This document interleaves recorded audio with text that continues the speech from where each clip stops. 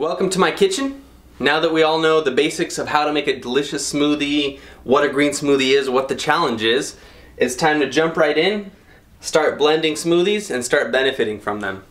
As we go along, I'm going to be throwing little tips at you, things that I've learned over the years in the health field, and hopefully this will make your job a lot easier, a lot more convenient, and a lot more enjoyable. Tip number one is this.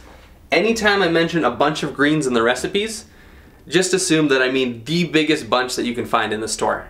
So for example, if a recipe calls for one bunch of kale, that's Sergei speak for go find the most massive bunch in the entire store and buy that one.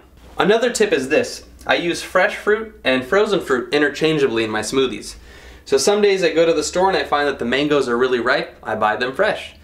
Other times mangoes tend to be out of season, but they have frozen mangoes in the frozen food section, so I buy those. If you can't find fresh, use frozen.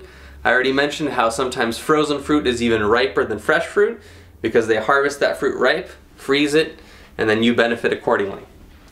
Now the last thing that I want to note is that there are many different types of Vitamixes out there.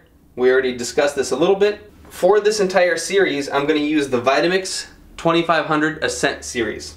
This is an awesome new model that they make. It has a nice digital dial. It also has some presets. So, you could go to the smoothie preset, turn it on, and it'll blend it for just the right amount of time for the entire thing to pulverize, which is a very handy feature.